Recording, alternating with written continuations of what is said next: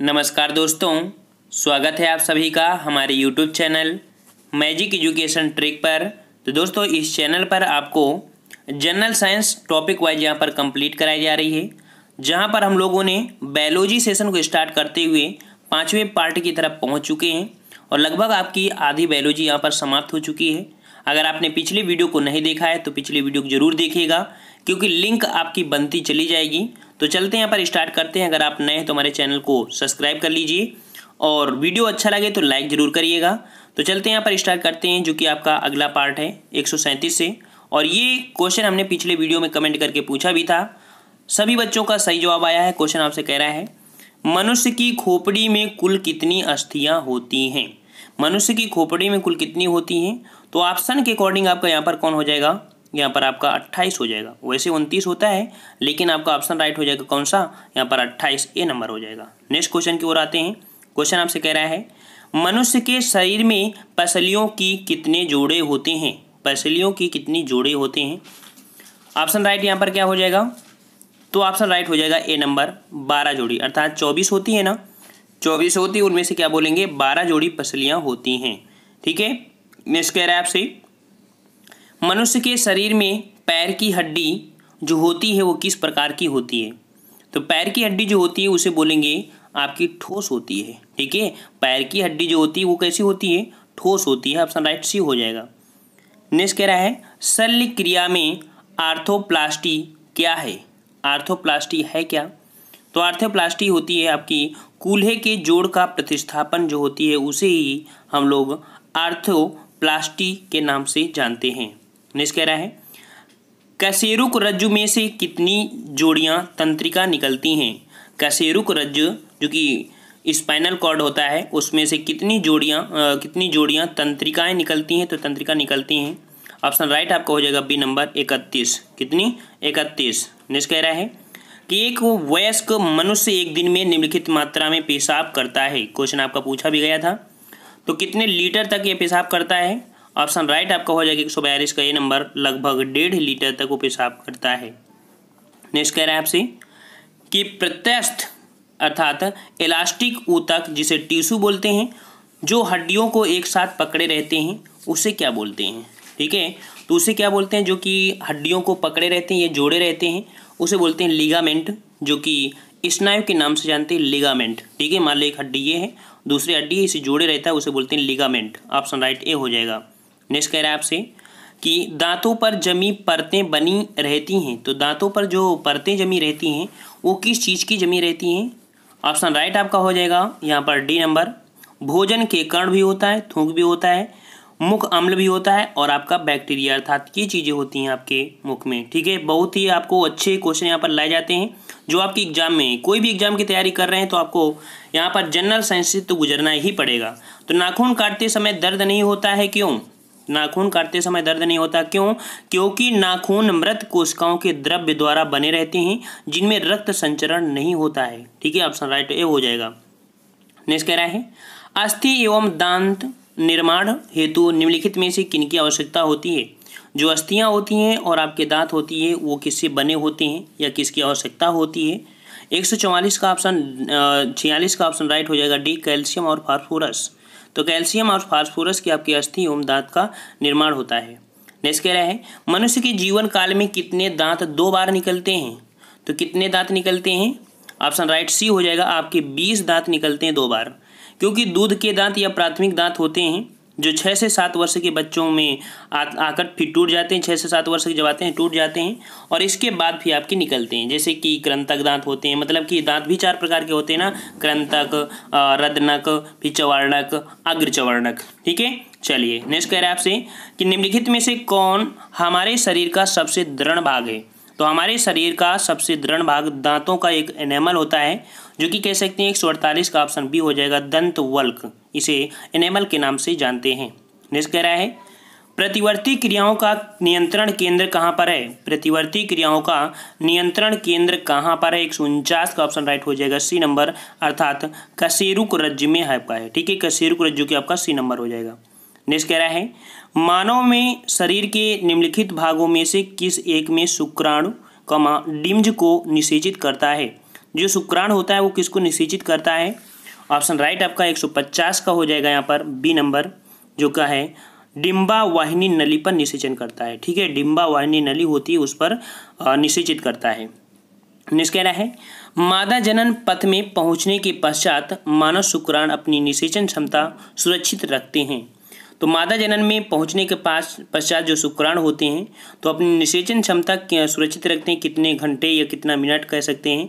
तो option right 151 हो जाएगा डी नंबर। 1 से 2 दिनों के लिए वो अंडे आपके पर्याप्त सुरक्षित रहते हैं। ठीक है, नेक्स्ट कह रहा है आपसे मानव भ्रूण का हृदय कब स्पंद करने लगता है? मानव का जो हृदय होता है वो स्पंद करने लगता है कब? ऑप्शन राइट आपका 152 को हो जाएगा सी नंबर, कि अपने परिवर्धन के चतुर्थ सप्ताह से, अर्थात स्टार्टिंग से, जिस दिन से वो स्टार्ट हुआ था अर्थात उसके दिन से आपके चतुर्थ सप्ताह, अर्थात जब बच्चा पेट में गया तो संभोग के चौथे सप्ताह से, ठीक है, चौथे सप्ताह से बच्चे का हृदय क्या हो जाता है? स्पंद करने लगता है। नेक्स्ट कह रहा है आपसे कि निम्नलिखित में से कौन सी कला परिवर्धनशील भ्रूण की शुष्कन से रक्षा करती है? तो शुष्कन से रक्षा करने वाला आपका यहाँ पर भ्रूण है। ऑप्शन राइट आपका हो जाएगा 153 का ये नंबर, जो उल्व होता है, उल्व या उसे एमनियान के नाम से जानते हैं, जो शुष्कन से उसकी रक्षा करता है, शुष्कता से। नेक्स्ट कह रहा है श्वसन क्रिया में वायु के कौन से घटक की मात्रा में कोई परिवर्तन नहीं होता है? तो वायु की मात्रा में कोई परिवर्तन नहीं होता। आपका जो जवाब हो जाएगा 154 का डी नंबर, जो कि नाइट्रोजन है। ठीक है, नाइट्रोजन। नेक्स्ट कह रहा है आपसे कि एक स्वस्थ व्यक्ति का हृदय 1 मिनट में औसतन कितने बार धड़कता है? तो 1 मिनट में कितने बार धड़कता है? 155 का ऑप्शन राइट हो जाएगा सी नंबर, 72 प्रति मिनट। ठीक है, अब आपको पढ़ना है यहाँ पर रुधिर परिवहन तंत्र, अर्थात रुधिर के बारे में पढ़ना है। कह रहा रक्त होता है, रक्त होता है, तो रक्त क्या होता है? रक्त एक तरल संयोजी ऊतक होता है। ये नंबर आपका हो जाएगा, रक्त एक तरल संयोजी ऊतक होता है। ऑप्शन राइट 156 का यहाँ पर कौन सा हो जाएगा? 156 का ऑप्शन राइट हो जाएगा आपका ए नंबर, यहाँ पर तरल संयोजी ऊतक। हीमोग्लोबिन क्या है?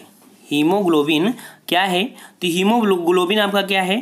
तो ये मानव शरीर में पाया जाने वाला पदार्थ है। ठीक है, हीमोग्लोबिन मानव शरीर में पाया जाने वाला पदार्थ है और इसी से ऑक्सीजन क्रिया करती है, क्योंकि आपके रक्त में बॉडी में पाया जाता है आयरन। तो आयरन जैसे ही ऑक्सीजन से क्रिया करता है तो वो आपको हीमोग्लोबिन में कलर क्या करता है? लाल कर देता है आयरन ऑक्साइड के कारण।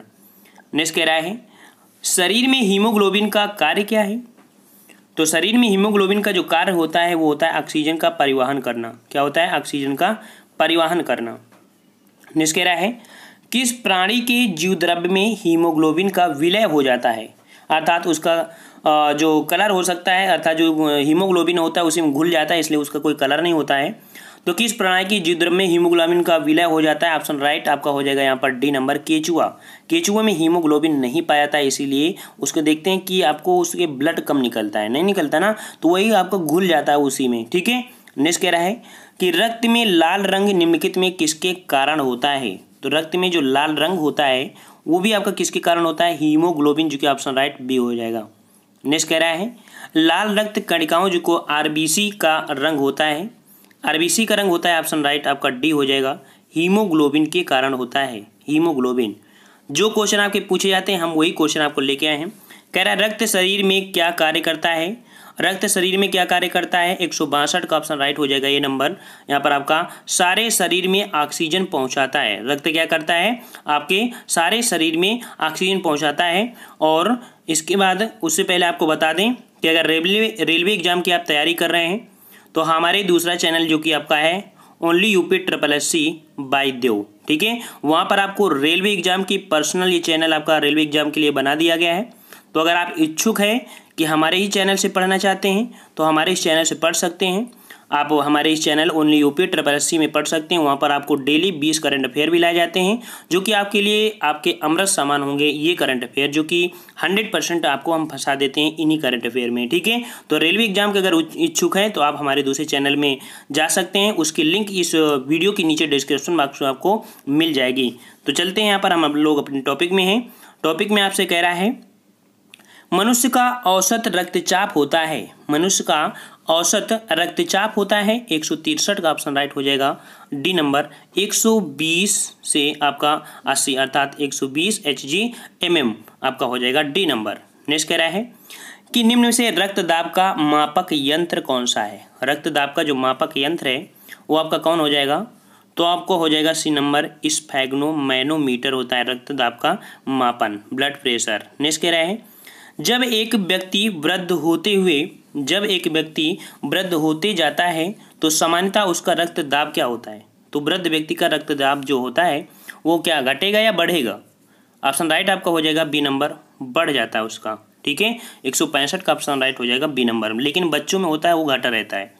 नेक्स्ट कह रहा है हमारे शरीर में रक्त का दाब होता है, तो रक्त का दाब वायुमंडल से कम होता है या ज़्यादा होता है। तो ऑप्शन राइट हो जाएगा बी नंबर, वायुमंडलीय दाब से अधिक होता है। ठीक है, 16 का ऑप्शन 166 का ऑप्शन राइट हो जाएगा बी नंबर, वायुमंडलीय दाब से अधिक होता है। नेक्स्ट कह रहा है निम्न रक्त वर्ग सर्वाधिक दाता होता है। यूनिवर्सल डोनर जो बहते हैं वो किसको कहते हैं। ऑप्शन राइट आपका बी हो जाएगा, ओ को बोलते हैं। लेकिन वहीं पर सर्वाग्राही किसको बोलते हैं, ए बी को बोलते हैं। नेक्स्ट कह रहा है वर्ग ए बी रक्त वाला व्यक्ति किसी ऐसे व्यक्ति का रक्त ले सकता है जिसका रक्त वर्ग हो। कैसा रक्त वर्ग हो। ऑप्शन राइट आपका 168 का हो जाएगा डी नंबर, जो कि कोई भी वर्ग हो ले सकता है ए बी वाला। ठीक है, और इसके बाद अगला दिया है अज्ञात रुधिर वर्ग का एक व्यक्ति गंभीर रूप से दुर्घटनाग्रस्त हो जाता है और उसे तुरंत रक्तदान की अर्थात ब्लड की जरूरत है, तो अस्पताल में आसानी से उपलब्ध निम्नलिखित में रुधिर में से कौन एक रक्त का आधान के उपयोग में सुरक्षित है। अर्थात रोगग्रस्त है, उसको रक्त देना चाहिए, तो कैसा देना चाहिए। तो आपका ऑप्शन यहाँ पर जवाब हो जाएगा ए नंबर, अर्थात वो हो कैसा, ओ वर्ग हो और RH आपका निगेटिव हो। ठीक है, नेक्स्ट कह रहा है रक्त समूह की खोज की थी। रक्त समूह की खोज किसने किया था। ऑप्शन राइट यहाँ पर हो जाएगा कौन सा, 170 का जवाब अब तक आप लोगों ने ढूंढ लिया होगा डी नंबर, कार्ल लैंडस्टीनर ने। ठीक है, और इसके बाद हमारे इस वीडियो का अंतिम क्वेश्चन कह रहा है RH कारक का नाम संबंधित है एक प्रकार के, अर्थात RH जो निकाला गया था वो किस प्रकार से निकाला गया था, कैसे आपका पता चला था, कभी से पता चला या मानव से या बंदर से या चूहा से। ये 4 आपको ऑप्शन है। हमारे इस वीडियो का अंतिम क्वेश्चन है और आपको अगले वीडियो में इसका जवाब भी आपको देखने को मिलेगा। तो अगर आपको अच्छा लगा है वीडियो तो लाइक भी करिए, चैनल को सब्सक्राइब कर लीजिए और सेकंड चैनल जो कि हमारा रेलवे एग्जाम के लिए बनाया गया है स्पेशलिस्ट, आप उस चैनल को सब्सक्राइब कर लीजिए। तो फ्रेंड्स हम लोग मिलते हैं नेक्स्ट वीडियो में और इस क्वेश्चन का आप आंसर जरूर दीजिएगा। धन्यवाद, जय हिंद, जय भारत।